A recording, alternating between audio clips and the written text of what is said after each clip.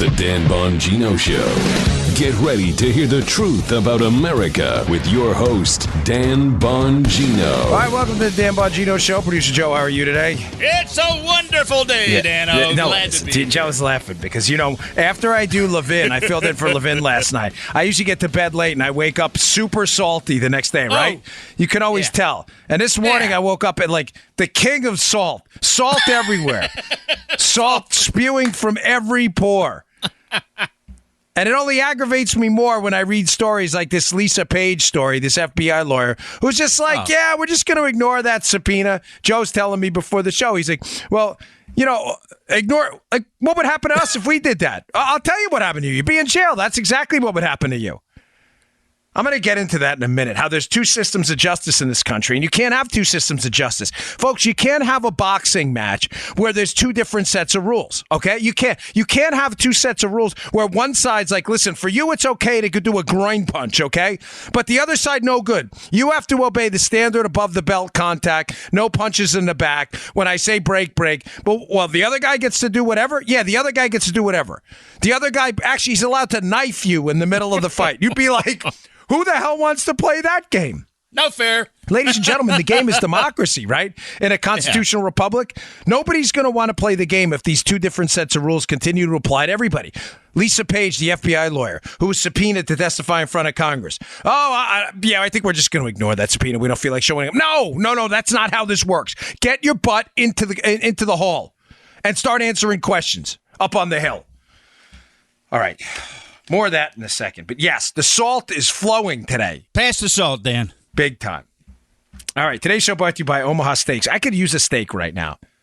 I'm one of those guys, I can't eat enough steak or meat. Somebody throw me some meat. Somebody throw me some. And as I said last night on Levin, don't throw me steak tartare.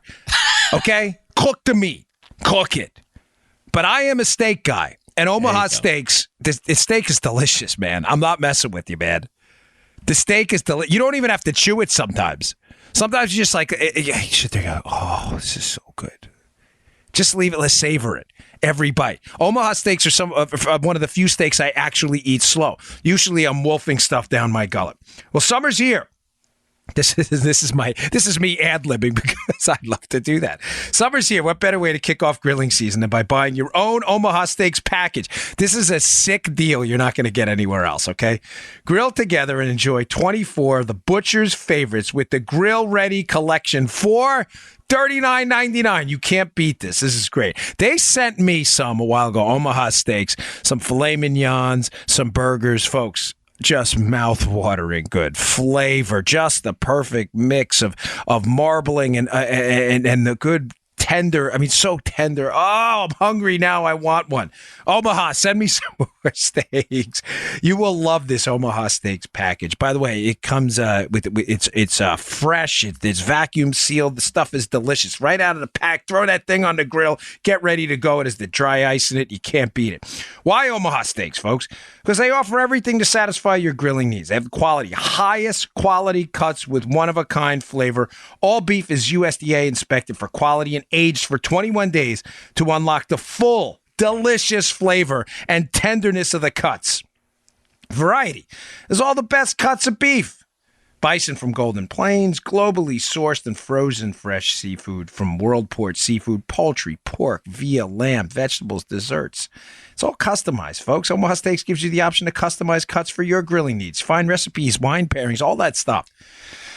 Ladies and gentlemen, right now, Omaha Steaks is giving a limited time offer to our listeners for the summer. Get ready. Go to omahasteaks.com. And then in the search bar, type Bongino, my last name. omahasteaks.com. Type Bongino, Bongino in the search bar, and you can get this Omaha Steaks Grill Ready collection for only $39.99. That's 80% off. Here's what you'll get. 2 tender filet mignons, 2 beefy top sirloins. Those are good. 4 juicy boneless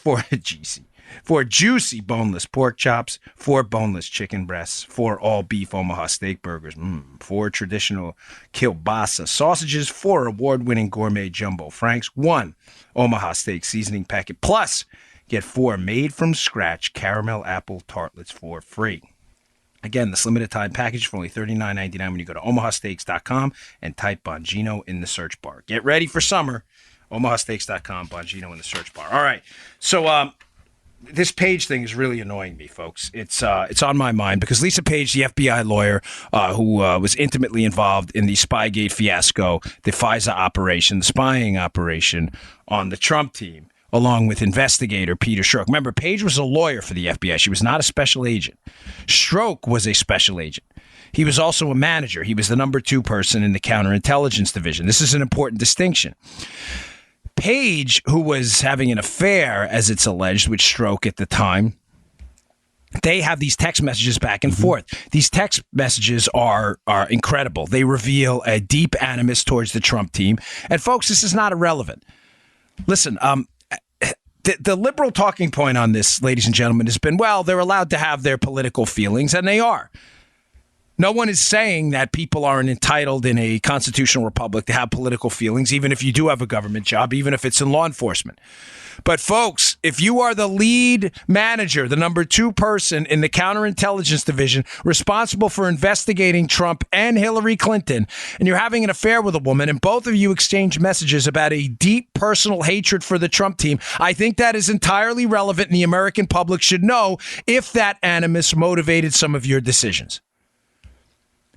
Now, contrary to what liberals want you to believe, the Inspector General report did not say there was no political bias. It said they could not prove in any individual decision a political bias, but also concluded, Joe, in the FBI's decision to sideline the Hillary investigation when the Huma Abedin emails came up and to highlight the Trump-Russia investigation despite a paucity of evidence, almost none, that there was actual collusion, they did conclude that this is kind of double, triple, reverse negatives here, so try to follow this. That they could not eliminate political bias as a reason for doing that. You get what I'm saying, Joe? Yeah. That the FBI, that the Inspector General, that was, kind of the internal affairs for the FBI in this, they couldn't eliminate political bias as a reason for their decision to highlight the Trump-Russia investigation over the Hillary email investigation. Folks, this is important stuff. Americans are getting frustrated here. And I bring all that up because Lisa Page, is integral to this. She's subpoenaed to testify 7 months ago in front of Congress. Now, as Joe and I were talking before the show, and sometimes we carry it onto the air, what's the point, folks? What's the point if there's a bifurcated system of justice, one for the connected and one for everybody else? What are we, the great unwashed out there? Throughout human history, we've had these monarchies, these tyrannical governments that have the whole essence of their existence, Joe, was a bifurcated system of standards. Right. The elites, the kings, the dukes, the earls, the connected, the bourgeois, whatever they were, they always played by a different set of rules. Political favoritism, financial and economic favoritism, legal favoritism. The rules didn't apply to them. If you challenged them, you would find yourself a political prisoner, bankrupted, your land confiscated, and likely your family and friends enslaved to the government. There were 2 separate systems of government. Human beings don't work like that. Human beings work based on an equity-based system. I can prove it to you. If you ever look at a lot of the research on it, whether it's human beings or even an animal research show, this is interesting. Because this is not an insignificant point here. Both animals and humans, in some respect, focus more on equity than they do their net benefit in the end. In other words, if you were to offer Joe a system where Joe gets, say, 5 chits and another guy gets 10 chits, Joe will accept less chits. Chits is like, that's what you call, whatever. It's a generic term for money overseas when you're a Secret Service agent. Trinkets, let's say, because some people may hear that wrong, especially if you were to get 5 trinkets, Joe, and someone else gets 10 trinkets in some of these animal research and human research studies. Joe says, well, why does he get 10 and I get 5? Joe would rather a system where he gets less trinkets as long as the other guy gets the same amount than a system where he gets actually more trinkets himself, but the other guy gets more. Does that make sense? Human beings will prefer equity and fairness over It's a reason sometimes Democrat socialist talking points tend to work on young, impressionable people. They're almost willing to accept less at certain points in some bizarre sense of equity. This is what human beings will strive for. They'll strive for equity over net benefit. This is important. It's important because this is the essence of a constitutional republic. The idea that we're all in the same boat, even if that boat hurts us or benefits us at any point, that we're all subjected to the same rules. Folks, I don't mean to do a long, extended monologue on this, but that's not what's happening right now. You have the Clinton team. You have Huma Abedin. You have Cheryl Mills. You have almost the entire Democrat apparatus, it seems these days, that are living by a different set of legal rules and standards and people who have aligned with liberal ideas than people who live out in the general public. And I don't know how long they expect this, to continue. Again, you can't get involved in a boxing match where one side's allowed to put, knives and razor blades inside his glove, and you are not. No one's going to be willing to play that match anymore, to fight in that fight. It's frustrating. Yesterday I was driving back from the gym and I'm listening to this and about Lisa Page refusing this congressional subpoena. And it's just amazing the game that's played and how the media does not call these people out on it. Because, of course, Page was a lawyer that hated Trump, went after Trump, so she's a media favorite and they're going to protect her. Here's my suggestion. Let me wrap this up because I've spent too much time on this already. I have like 4 or 5 other things I want to get to. Joe, here's what has to happen. Because me whining about it is not going to get anything done. There has to be some enforcement of this. There has to be a referral to the DOJ. There has to be. Lisa Page does not show up, then Lisa Page should go to jail until she does show up. Because that's what would happen to everybody else. You want to defy a congressional subpoena, it should be referred and it should be prosecuted.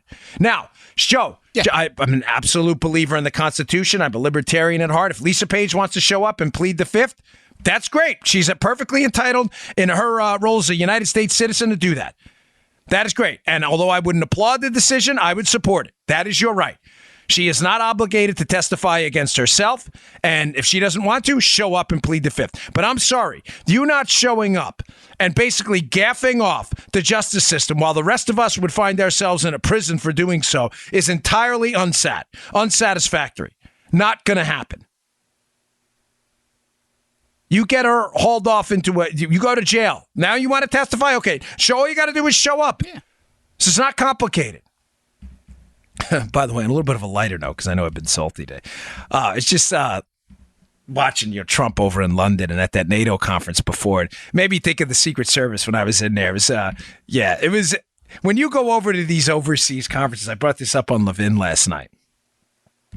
It's interesting because you'll get these logistics people and they always want to make it seem like the United States is just an additional player in the event. Let me try to explain this to you. It's got some inside baseball on this. It's kind of funny, the psychology. When you've done enough of these, you'll get it. So you're a Secret Service agent. The way these advanced teams work is there's a lead advance for the Secret Service. He coordinates all the security. There's a lead advance for WAMO, the White House Military Office. They'll go over, they'll coordinate WACA, the White House Communications Agency, which is also run by the military. They'll coordinate the White House Medical Office. That's the military runs that, to military doctors. They'll also coordinate, how the mill aide, the White House military aide, the guy who holds the football, how that's going to work.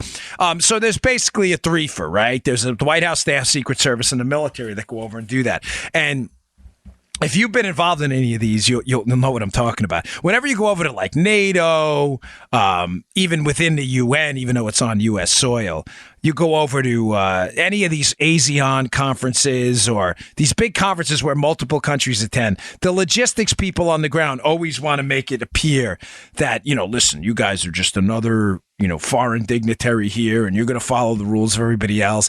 And it was always a trip because, listen, it's the Secret Service. We don't like to cause a lot of controversy. But as I said last night, we'll come in and we'll be like, listen, here's how this is going to roll. The President of the United States is not like everyone else, okay? So you can get in our way if you'd like. But it's a freight train coming into town. When Air Force One lands, we're doing what we want. And we're not really asking your permission. This would happen every single time. I can't even tell you. And one of the defining moments, I thought, in the Secret Service is when someone tried to put their foot down on a trip once. It's still on YouTube. There's a video of President Bush in Chile. Chile. Again, I'm sorry. I said last night for you people. Chile. He's in Chile. And Nick Trotta, who was the SAC at the time, the special agent in charge of Bush's detail. Sorry, let me put my. This is so annoying. I forget to put my phone on Do Not Disturb. You can leave that in. Sometimes people call me there, and it rings in my my new iMac, which is really irritating, so I can hear it in my ear. So Nick Trotta, who was the special agent in charge of the detail, he's walking in with President Bush to this big conference in Chile with all these international leaders, and the Chilean Secret Service guys go to stop the Secret Service boss, and he's like, well, "What are you doing?" And then Bush makes a U-turn, turns around, Joe grabs him, and the guy's name is Nick. Nicky! Well, it's up, ladies and gentlemen. It's on YouTube. But President Bush, Chilean Secret Service stops President Bush. You can see it yourself. It's hysterical what happens because the Chilean Secret Service dudes are like, "Wait, what? What was this? The president?" And man, they part like Moses parting the Red Sea because you don't want to go hands on with the U.S. president. But we warned them. We're like, "Listen, Daddy-O, this ain't the way this is going down." The president's not leaving without his Secret Service guys, and we're not going anywhere without him. But the problem was, you may be saying, well, why'd the Secret Service guys, allow themselves to be stopped? Watch the video. You'll see they create like a human wall in front of him. What's he going to do? Like burst through 6-7 guys? And Bush sees it right away and just reaches over them. They don't even see him coming. Nicky! That's the best thing. We warned you. Don't get in the way from us. We're just going to steamroll you. Okay, moving on. A lot of news to cover. I am beginning to think that the selection of Kavanaugh over other candidates may have been a brilliant tactical move by Trump. Again, you know me, I don't golden calf anyone, Trump included. Yeah. There's a screw up. We're happy to highlight it in the interest of the audience getting the information out there, right? But I think President Trump is frequently attacked by his critics, even some in the conservative movement, under the illusion that he is he's basically impulsive and doesn't think decisions out. And I disagree. I explained to you yesterday what I thought the significance of the executive order on immigration was, how he just smoked them on that one, completely beat his critics down on that one. And I think the selection of Kavanaugh was genius. I'm going to explain this in a minute. Now, you know where I stand. My personal favorite was Mike Lee. I thought he was I know there's some disagreement amongst you out there, but I'm sorry. I'm behind him 100%. I think he was the best choice, hands down. But didn't work out. Now, given the final four, it was Kethledge, Hardiman, Coney Barrett, and Kavanaugh. I thought of that group, Amy Coney Barrett, I thought was the best selection for conservatism. Yeah, me too. Yeah, I know you did. We chatted about this. Now I'm starting to think Trump, again, even got me on this one. Listen, I'm a humble cat, folks. I am. Whether I'm always honored to be here, but when I'm wrong, I think I was wrong. And let me explain why. Coney Barrett, I think, by far was the most conservative, and I don't know any of them. I'm just basing it on people I trust who've done pretty thorough vetting and analyses of these candidates for the Supreme Court. I thought Coney Barrett, based on her answers on prior vetting process, I thought she was the most conservative, especially on some of the social issues. I'm not saying Kavanaugh's not. I want to be clear on this, and I'm not saying I won't support it. Not that, it doesn't matter. I don't get a vote on it anyway, but you listen to my show, I owe you an opinion. But it was brilliant. Why? Here's the thing, folks. The Senate polling for the midterm 2018 elections coming up in November is turning dramatically in the Republicans' direction. Now, right now, we have 51. And really, effectively, Joe, we only have 50 because John McCain is ill. We only have 50, which would mean Pence. We'd need Pence here to vote as the vice president, the tiebreaker in here. We would need, especially if one of them defects, and depending on what happens with the Democrats, we may need Pence to produce. You have Collins and Murkowski, who are always, the rhinos who are always up in the air with these votes. They're alleged Republicans, but you can never really trust them. Susan Collins and Lisa Murkowski. So what I'm trying to get at is the vote's going to be tight either way on Kavanaugh. Right. Trump understood this.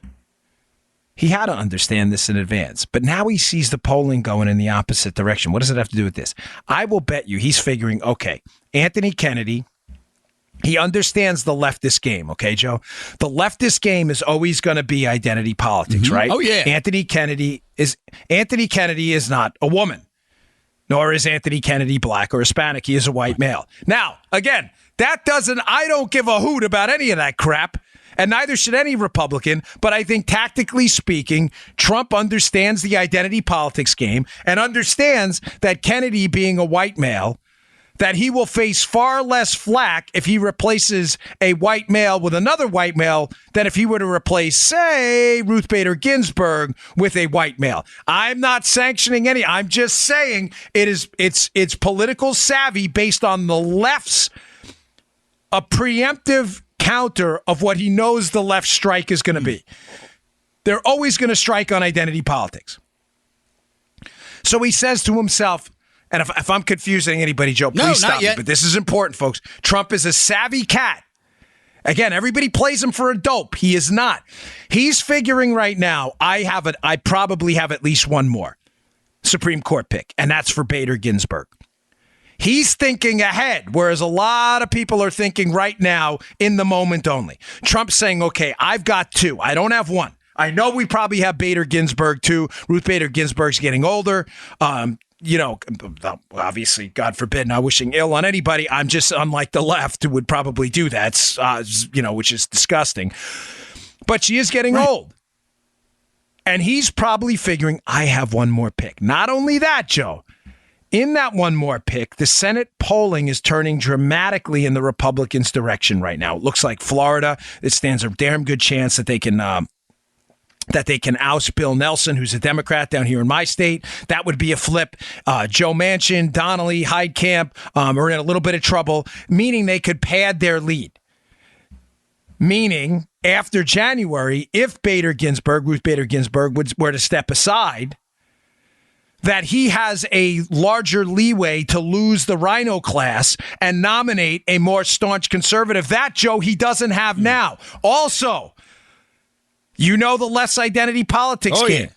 Yeah. The left is saying to themselves, Ruth Bader Ginsburg, there better be a woman in there. You know them. So what does he do? He takes a pass on Coney Barrett now, knowing that he has Coney Barrett in the judicial bullpen in case Ruth Bader Ginsburg steps down, and also knowing, Joe, this is important, that he may have a larger Senate lead to pad so he can lose the rhinos, therefore he can nominate a more staunchly conservative candidate for that position in Coney Barrett and not have to worry about losing the rhinos like Collins and Murkowski. Don't make me scream like a white lady. What the hell was that? That was Little Richard. Was it? Are you kidding me? Dude, I have no idea where you get these. This is Harmon. I think he sits there before the show and goes through the internet for new and interesting drops to insert into my my monologues here. You can see your face.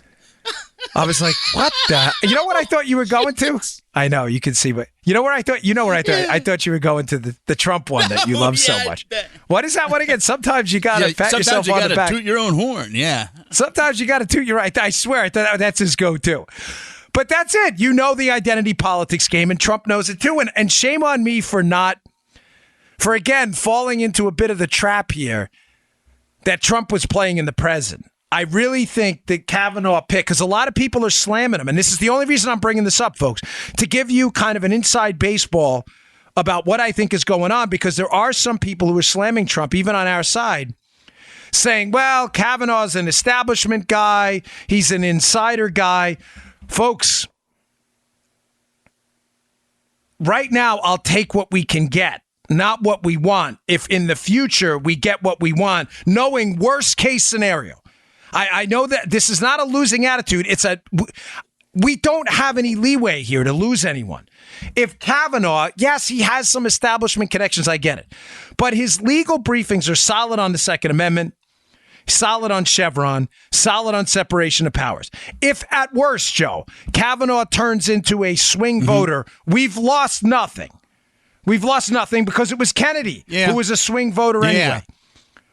Right? We've lost nothing at this point. We're at the status quo. But if he did it knowing that Bader Ginsburg, that we're going to get Coney Barrett later on, and he can get Kavanaugh right now locked in, he's basically altered the Supreme Court for a generation because he's already anticipating that Coney Barrett will definitely swing the Supreme Court in our direction because she is 100% no Ruth Bader Ginsburg. You copying, folks? Worst case scenario, you got another semi-swing voter with Kavanaugh. You lose nothing because that's what Anthony Kennedy was. He was with us on some things, not with us on others. But that was probably the only guy he could get pushed through right now. But he's following the polling. So you get this? He's following the polling. He's following the likely padding in the Senate coming up after January, where he has some leeway with someone more conservative. He also understands and is going to preempt the left's identity politics game if he were to nominate them in reverse. A woman for a man for a woman. Again, I'm not sanctioning any of this stuff. I hate the identity politics game. But Trump is not dumb. He understands that the ramifications of the identity politics game are very real. They can move public opinion because the left owns the media. And by the way, I don't think Kavanaugh is going to be a swing vote. I get it. There are some issues. Mark Levin has brought them up, and he's right. Mm-hmm. There are some significant issues on metadata. Justin Amash, who's a House member, has brought this up as well. The collection of metadata. Mm-hmm. I get it. There are some issues there. But I think this was the pick for the time. And I think we have to understand in the political game, it's like Reagan. What was Reagan's line, Joe? I'll take 80% of what we can get. We'll come back for the other 20% later. Yeah. That other 20% later is probably Trump anticipating another Supreme Court pick, knowing he's got an ace in the hole in Coney Barrett. I'm telling you, folks, don't downplay that.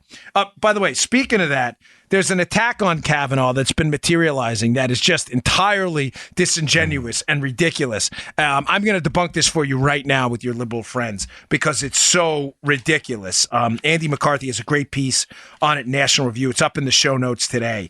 And it will eviscerate stupid liberal arguments about how Kavanaugh, the new argument, Joe, is Kavanaugh was appointed by Trump because he believes Trump is immune to prosecution. Come on. No, it's so dumb. So I'm going to get to that in a second. Today's show also brought to you by our buddies at Omax. I love this product. I'm a big believer, ladies and gentlemen, in fish oil, but not just fish oil, high quality fish oil. You don't want contaminants in it. I love fish oil. I need it for my arthritis. It sounds so old, don't I? Cholesterol levels. I've been taking fish oil since I'm a kid, but I've always had a tough time finding the cleanest product out there. And when they came along, Omax, I said, send me a box of that stuff. They said, hey, Dan, we're going to send you a box of our fish oil. Try this test out. They said, throw the box in the freezer and watch what happens. And I said, what's going to happen? They said, nothing. That's the point. They said, put your other fish oil in the freezer and look what happens. You get this little crystallization of all the contaminants that come out. And I was like, man, these guys are right. This stuff is great. The fact is, taking care of your health is a commitment. It can feel overwhelming. That's why I've been loving Omax 3 Ultra Pure supplements. They're great. Giving them to my kids, too. Because with Omax 3, you just need to do one little thing to experience big health benefits. You don't even have to think about it. Here on the Dan Bongino Show podcast, we often discuss ways to be healthier and happier, especially in our Rough Cuts episodes. So, of course, when tons of studies have shown that something's improved your health, we've got to talk about it. You probably heard about the many benefits of getting in your daily dose of omega-3 fatty acids. So now I want to tell you about the purest way to get them with Omax 3 Ultra Pure. Because if you're going to do something, do it right. Omax 3 Ultra Pure is the purest omega-3 supplement on the market, containing nearly 94% high-quality omega-3s. The purest option. None of those fish burps. We hate those. There are many omega-3s on the market, but this is the purest, most concentrated one. It's optimal health made easy, folks. Various health benefits in just one supplement, this fish oil, but they are terrific. Omega-3s are amazing at alleviating joint pain and muscle soreness, a big thing for me. It makes you feel your best post-workout. They can also improve focus and memory, boost cardiovascular health, and more. It just makes sense to take a daily omega-3 supplement. You've probably seen some of these supplements at the store, but many of the top sellers simply don't contain enough omega-3s to give you results. That's why you're not getting it. You're probably not getting a pure product. Omax 3 Ultra Pure is almost 94% pure omega-3 fatty acids. It's the purest concentration on the market. Like I told you, they even have this thing called the Freezer Test Challenge. Try it. You think I'm messing with you. Try it. If you freeze any other omega-3 supplement, it'll get cloudy. That's all the filler and junk. But an Omax 3 soft gel remains clear. It's that pure. But it's not about how Omax 3 looks. It's about how it makes you feel. So give it a try for yourself.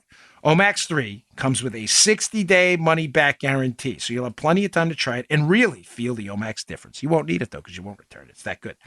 Go to tryomax.com/Bongino, and you'll get a box of Omax 3 Ultra Pure for free with your first purchase. That's right. That's tryomax.com/Bongino. Tryomax.com/Bongino to get your free box of Omax 3 with your first purchase. Tryomax.com/Bongino. Terms and conditions apply. Okie dokie.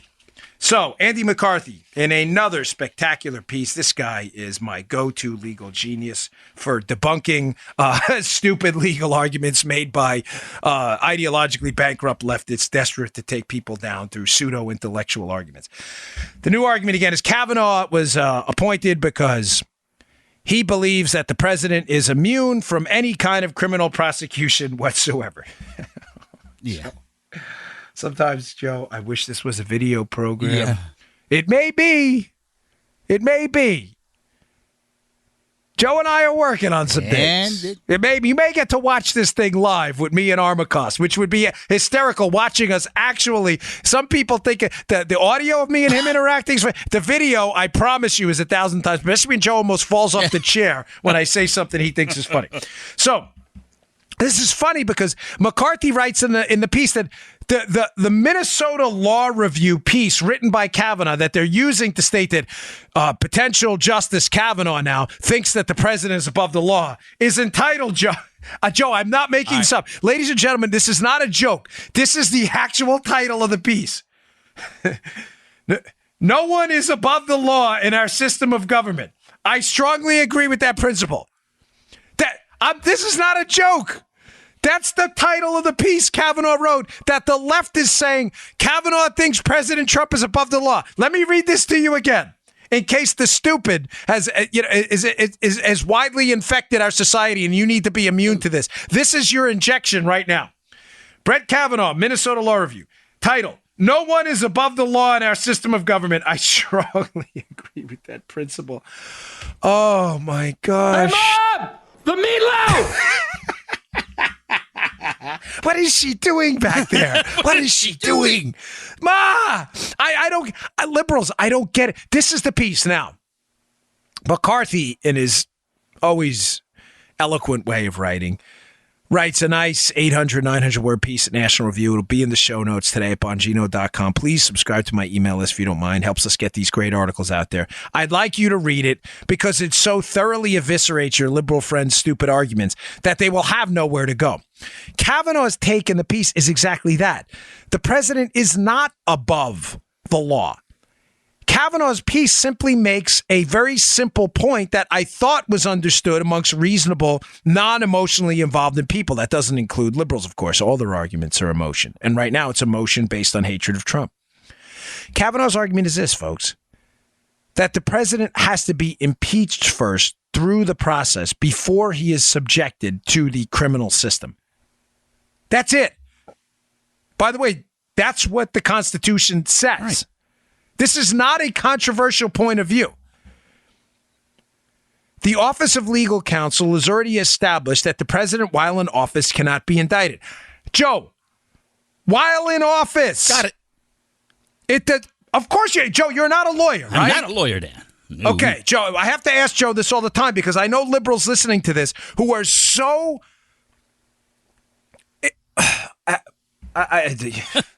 You just hate the president so much. You're saying things that are, do you understand you're making yourselves look silly? Because it's not that your arguments even require any kind of a detailed analysis to break. They just require a simple reading of the headline of an article to break. You don't even have to read the Kavanaugh piece. Just read the title of it. The title of the piece is the exact opposite of what you're saying Kavanaugh supports. He is making the point, Kavanaugh, that the Constitution has a process for the potential criminal prosecution of the President of the United States. The process is this. He cannot be indicted by the criminal process while he is. This is an Office of Legal. This is not in the Constitution. This is an Office of Legal Counsel interpretation of that. That applies to Democrats and Republicans. The Constitution lays out the impeachment process. But you cannot be indicted while you're in office. That doesn't mean if the president is credibly accused of a crime, a significant crime, by the way. I'm not talking about like jaywalking. I mean, obviously that would probably be laughed out. But if the president in office, there were videotape of the president engaged in a bank heist somewhere. I mean, I'm being ridiculous, but Joe, with liberals, unfortunately, you have to do this. It works best. Yeah, I do. The process works like this. He has to be impeached from office first. When he is impeached from office, he has none of the pardoning power. He has no insulation whatsoever from the criminal judicial system. He is not above the law. Kavanaugh was making that point, that he is not above the law at all. There are remedies to get rid of presidents engaged in malfeasance. The remedies are delineated and laid out in the Constitution. And subsequent Office of Legal Counsel analysis of the Constitution, which says, no, the president can be indicted, just not while he's in office. He has to be impeached first. Now, Joe, we're not talking about if now, right? If the president can be indicted. I just told you he can. He just has to be impeached first. So that question is out. Liberals want to keep it from, the president, what is Kavanaugh saying? He's above the law. No. We're not talking about if the president is subjected to the law. Yes, he is. We just laid out how it happens. We're only talking about the timing. If the president is impeached, or, Joe, I didn't even include this. I should, for liberals who have a tough time with this kind of stuff. If he leaves office, a president out of office after 2 terms is subjected to the exact same judicial process you and I are. So even if he somehow gets off on the impeachment, he is still subjected when he leaves office to the exact same criminal justice system. So are we clear here, Joe, that it's just a matter of timing? It's not a matter of if. Right, yeah. So to your liberal, and I'm trying to make this point because your liberal friends who are sadly not very bright are going to now hit Kavanaugh and say, Kavanaugh is saying the president's not subjected to the law. You should respond immediately. No, that's not what Kavanaugh said. He did not say the president was not subjected to the law. He just argued about what the timing of his being subject to the law is. That's the only argument here. What you're saying is factually incorrect and false. Do we understand? Can we both agree what you're saying is now false? Now, we can have a reasonable argument. You can disagree, okay? You're free to disagree about the timing, but you're not free to make up facts and say Kavanaugh said the president's not subjected to the law. It is not the case at all. Kavanaugh's argument and the argument of a lot of legal scholars and people who've interpreted the Constitution, read the Constitution, understand the law, it's just the timing of the president being subjected to the criminal process. He would have to leave office or be impeached. It is not if he's subjected to it. That is not the argument. I'm sorry for being repetitive, but again, liberals just make stuff up. And unless you have in your head a firm, quick answer, they will continue to rhetorically dominate the conversation by spinning this. Now, this is important because your liberal friends will likely come back once you've beaten them on the first one about the if question. It's not a matter of if. It's only a matter of when. And they'll come back, well, what do you mean? The justice delayed is justice denied. So we got to wait for the president to leave office, right, Joe? This will be their next argument. We got to wait for him to leave what? We got to wait for him to be impeached? Trump colluded with the Russians. He's a spy. We got to get him out now. He should be indicted. This is what liberals do. Nobody else gets that. Really? You sure about that? Because Andy McCarthy lays out again, because he's just the best in his National Review piece. That's actually not the case, Joe. Oh. That when you look at the statute of limitations in the government and the Speedy Trial Act, that the government is constantly delaying cases. Remember, it's not a matter of if they're going to prosecute someone, but a matter of when. And the Speedy Trial Act lays out a number of conditions where you can delay justice, just like you would delay justice for the president of the United States, because he's the president. He's dealing with global affairs, the domestic economy, all kinds of things. And the founders thought it pertinent and important that he not be subjected to standard judicial processes while he's in office, that he should either be impeached for criminality or these other items that would bog down his time should be handled when he leaves office. It's as simple as that. The statute of the Speedy Trial Act provides a number of conditions where people can be, where justice is delayed. Now, putting a cap on that, there's also a statute of limitations as well. In other words, Joe, what McCarthy gets at, and please make sure you understand this. This is all important stuff, because I want you to leave this with a deep understanding of what's going on here. There's a statute of limitations as well, meaning the government can't delay justice forever, because that's a denial of justice too. In other words, Joe, let's say you get an FBI agent who just doesn't like you, and he knows you having to hire a lawyer is going to bankrupt you. So what does he do? He thinks he's got a loose but not great case. So this FBI agent, this prosecutor, they just want to hammer you, right, Joe. So what do? They say, Joe, I think we've got you on felonious mopery in the umpteenth degree. We'll interview you. And then you keep calling, guys, what's up with this case? Hold, buddy. All of us, you got to keep this lawyer on retainer. 5-7 years later, Joe's lost all his hair. He's lost 50 pounds. He's stressed out. He's bankrupt. There's a statute of limitation that's imposed on the government to ensure justice is in fact done within a certain timeline, or else the statute of limitations expires and you can't charge that person with that charge anymore.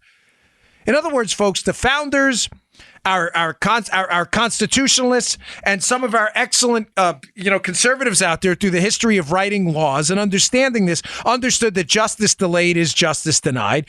But justice can't, air quotes, justice cannot go on forever either. That there has to be a limitation on that. This is not new.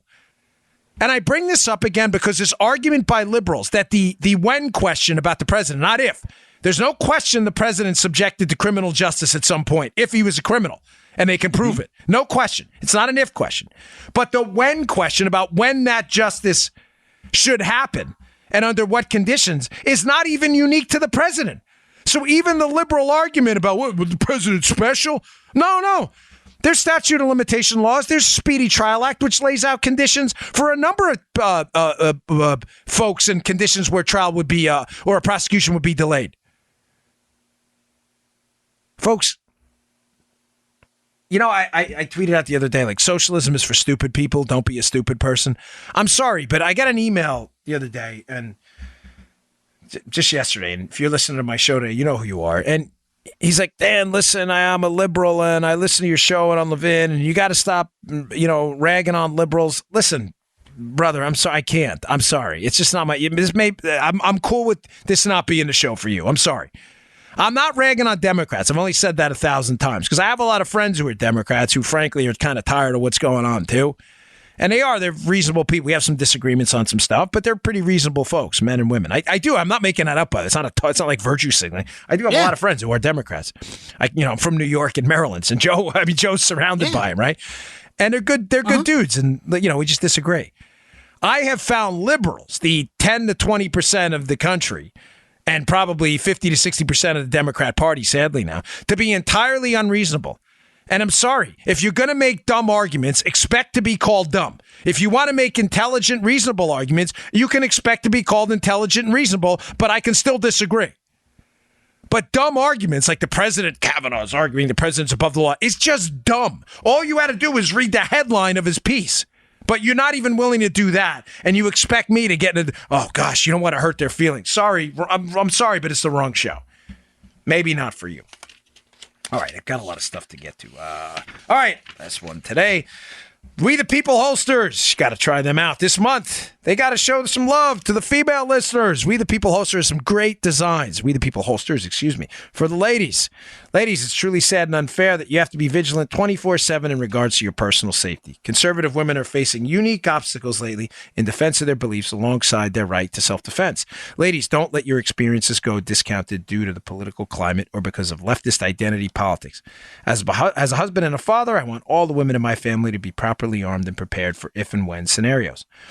We the People holsters are custom-made holsters made right here in the USA. They design their own holsters in-house. They don't use third-party molds. They make them right here in the great old USA, in Las Vegas, as a matter of fact. And they cut every mold to fit each firearm perfectly. They update their designs all the time. Designs change. They add new designs every month. Their designs are so incredibly perfect. You get that click when the firearm goes in there every time. It creates that, I need to hear that. I need to know it's snug in there. You don't want that thing, God forbid, falling out. They have a a 3D design team that measures these things to perfection. It has an adjustable cant and adjustable ride for comfort. They have 4 holes on the clip that match up with the 4 on the holster, so you can adjust the cant and the ride for that perfect comfort fit there. Adjustable tension. You just turn one screw, you get a little more tension for the firearm, more retention. You want a little less retention, you loosen the screw. It's super simple, not hard to figure out. They have custom printed designs, a thin blue line, a thin red line, a Constitution, camo, an American flag, designs for the ladies too. They have more coming out each month. These are really great holsters. They sent me one, and it's terrific. I use it all the time. I love that click, by the way. I need that security. You don't want that thing falling out. Their holsters start at just $34, but every holster one comes with a lifetime guarantee, and they ship free. Not only that, if it's not a perfect fit, send it back for a refund. You won't need to, though, because it will be a perfect fit. I actually have 2. Go to wethepeopleholsters.com/Dan. That's wethepeopleholsters.com/Dan. And listeners of this show, Dan Bongino Show, use code Dan, my first name, D-A-N, and you'll get $10 off. Your first holster at wethepeopleholsters.com would just be $24. Come on, $24. That's like a steak at Outback. $24 for your holster. wethepeopleholsters.com. Go check it out. It's really great. Okay. This is, I love this story. Love this story. Triple love. Lots of love. Some people are, this is crazy. People call me all the time during my show, and it drives me nuts. They leave these weirdo messages, too. It's like, hey, this is Bobby Bag of Donuts. I got your number from so-and-so, and they said, and you're like, who? What? By the way, one more thing. This one guy, Mike, who emails me a lot. I love you. You just emailed me again. You're a great guy. But, guys, I give my email out for a reason because I love to hear from you. But I'm a pretty hard-headed cat. Telling me like it's an order what to talk about on my show is not a good thing. Those emails go right to the circular file. I'm sorry. I love you to death, but Joe, you know me, right? All right, one guy, I told you not to talk about. Okay, thanks, and start your own show. I don't know what to tell you. I mean, I provide my email for a reason. I sincerely enjoy your feedback. It's great, but I wouldn't talk to you like that. I mean, I'm only a human being. I told you not to talk about that subject. Circular file. No thanks. See ya. Okay, this story's great. Wall Street Journal today, piece by James Freeman. Joe, there's this investment company out there, and they buy up these companies, and they're super successful. The company goes out, they scoop up a lot of these technology companies, and I mean, I can't prove any of this. It's in the piece. This is according to some of their, business insiders that have spoken about this company. Supposedly, they bought over 300 companies, and they've turned all these companies around and managed to make money on all of them, which is a tremendous success rate. Oh, man.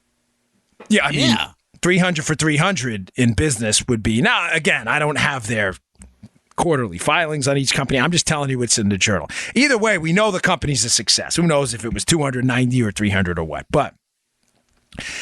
People in the business world have been wondering forever, like, what the secret sauce is for this company. It's called Vista, V-I-S-T-A. Like, what is the secret sauce? How are they buying all these companies that when other companies buy them, if you get a 51% success rate, it's a score.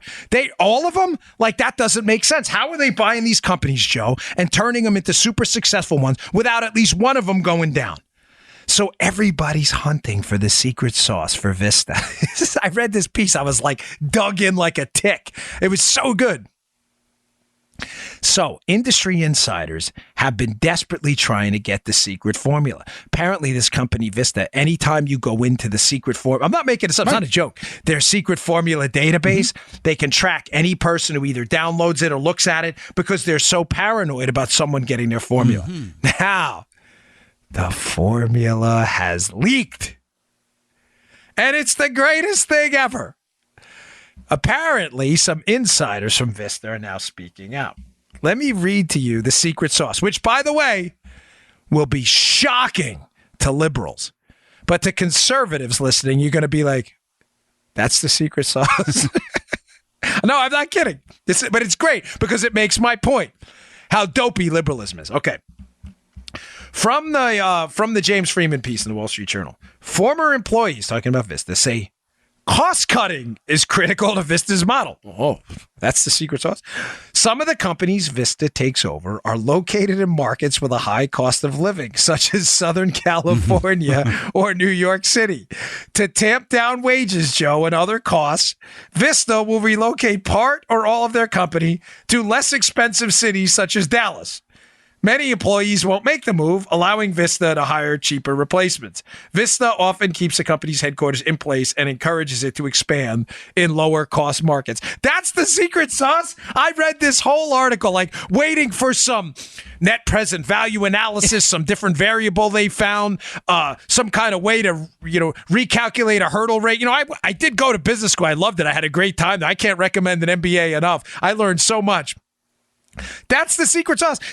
Now, if you're a conservative, you're probably listening and going, duh, but the duh is the argument. Like this is not complicated. Dear liberals, you want your state to be successful? Lower tax rates, reduce the burden of government, make the cost of living lower so that you can pay wages that are more competitive. In other words, you don't have to pay an employee $700,000 a year, whatever, like you have to pay them in San Francisco so they can afford a house. You pay an employee 70 or 80, they got a nice house, they got a nice car, they can live comfortably in low-cost areas because the cost of living isn't as high. The secret sauce is not secret. That's the secret sauce. All this company does is it buys up companies and moves them from crappy liberal locations to business competitive states. And you know how much I love this argument, Joe, because I'm passionate about it. Because having grown up in both New York and Maryland, deeply blue states, some of the deepest blue states in the country, I know Joe is still up there in Maryland. You look around and you say, and I know, Joe, you and I have discussed this often. You look around and you say, why? It doesn't have to be this way. Why? I'm telling you, folks, I cannot say enough about Maryland. It is awesome. You want mountains? They got it. You want coastline? They got it. They got some of the most gorgeous coastline in the country. You want beaches? They got that. You want access to other states. When you're in Western Maryland, you can travel like 8-10 miles. You can be in 3 different states. Right. It's amazing. Maryland is beautiful. You want a big city? They got that. You want baseball teams, football teams? They got that. You want small cities? Annapolis, Frederick? They got that too. You want crabs? You want crabs? They got the best in the country. That could have broken bad. That could have broken bad quickly. You want crab cakes? They definitely got the best in the country. Good food, good everything. It's an awesome state. You look around, and if you're a conservative and you understand the absolute power of entrepreneurialism and the power of money in people's pockets and not of government, you say to yourself, why? Why does this state have to be struggling constantly with high taxes, overwhelming government? Now, Maryland's actually not doing that bad right now because they got Larry Hogan in there, and although he's not a conservative, I'm sorry. I mean, I like Larry, but let's not mistake Larry Hogan, the Republican governor, for a conservative there. He's definitely better than the alternative. No question about it. And should be reelected. The alternative is far worse. You can't, the 80%, 20% Reagan thing I said before applies there. But New York is a mess. I grew up there too. And you look around again and you say, why? Why does it have to be this way? When you read the piece on Vista, it all makes sense. The secret sauce is very simple. You take a company in a high-tax state with a high tax burden, a high cost of living. A high cost of living means what, Joe? You have to pay employees more to live there, which ups your wage costs. You move them to low-cost states, and all of a sudden they're successful. Ding, ding, ding, ding, ding, ding. Folks, you understand, this is what liberals don't get, and this is why I can't recommend a good, strong business school enough. When you go to business school, and I'm not trying to tell you that that's a replacement for real-world experience. It's not. I'd personally rather have if you gave me the choice, one or the other, a business school graduate or a person in business, I'll take the person in business. But in a perfect world, I'll take someone in business who's been to business school because you do learn a lot. And one of the key takeaways is they teach you how to work simple things like spreadsheets and do a net present value analysis. A net present value analysis, Joe, meaning what? What is the value of a project today? A future project in today's, is it positive or negative? Now, obviously, some of them require predictions. So let's say you're putting out a T-shirt line, right? Like we did. And that T-shirt line is going to cost you X amount of money. You have to buy T-shirt equipment. You have to buy ink. You have to pay employees. The way net present value works is you anticipate a number of sales. Say, based on market demand, Joe, and some research, you think you're going to sell 10,000 T-shirts. Right. You put this all in a spreadsheet. You calculate all of your costs, all your expenses, your expected sales, and you get a net present value. If that present value is positive, that means the project's a go, meaning you're probably going to make money on this project. If the net present value is negative because the expenses outweigh the cost, you're obviously not going to do the product. It's not a lot of it. Some of it's guesswork, but a lot of it isn't. Now, this is where it gets a little bit complicated. Some of it's guesswork. What part's guesswork? The expected sales. It happens all the time. I mean, people remember New Coke, Joe? They thought New Coke was going to sell off the shelves. It was a total disaster. Sometimes expected sales surprise you. You know, you make a movie, you think, it's a niche market movie, and all of a sudden the movie explodes and does $100 million at the box office. But you can make reasonable predictions based on market demand about things like socks and T-shirts and computers. But that's a guess. There are other things, ladies and gentlemen, expenses and costs that are not a guess. What are that? Cost of living in the area, taxes, business taxes, regulatory expenses, getting lawyers to get the requirements you need for the T-shirt to meet the labeling requirements. These are all factored in expenses that don't have to be so high. If you lower the cost of the business taxes and the regulatory requirements in a state and you make those costs less, the value of the project goes up. It's simple math. There's no prediction in that at all. None. Because the tax rates are written in stone. It's not an anticipated number of T-shirt sales. It's the tax rate. If you live in a state with super high costs of living, you're going to have to pay your employees more because they can't afford anything there unless you pay them more. If the cost of living goes down, you can afford to pay them less, but a more competitive wage nonetheless. And then also if the tax rates go down, that's more money for the project and less money for the government. This is not hard. But Vista seems to have made a lot of money figuring out that liberal states generally stink for business. Gosh, if I only would have thought of that sooner. It's a great piece. It's a great piece because it's so simple. And that they hide this secret sauce tells me that some companies are so ideologically motivated in whatever. We got to commit to this social justice and all this other stuff that they've forgotten basic tenets of business. Like if you don't make money, none of this matters. Your commitment to social justice and all these other things is irrelevant because you don't have any money. All right. Just a couple more quick stories to get to. It's really good, though. You know what? I'll put it in the show notes today. It's probably subscriber only. Forgive me, but some of you may have subscriptions to the Journal, and it's really good because you should show it to your liberal friends. Hey, here's the secret sauce. What's that? Liberal states suck. That's the secret sauce. That's right. All right. Couple more quick stories. Rod Rosenstein. What is going on with this guy? I'll put a story from Law and Crime in the show notes today as well at Bongino.com. Rosenstein is, it's a blog, by the way, Law and Crime, is requesting his United States attorneys to review potential Justice Brett Kavanaugh's paper trail. Why is Rod Rosenstein injecting himself in the vetting process for a Supreme Court justice? Folks, listen, I am not a Supreme Court legal scholar, but I've never heard anything like this. And the Law and Crime blog, which is not a right-leaning blog by any stretch, even has some questions about this too. Wait, what? Is Rosenstein have a God complex? This reminds me of that movie Malice with Alec Baldwin.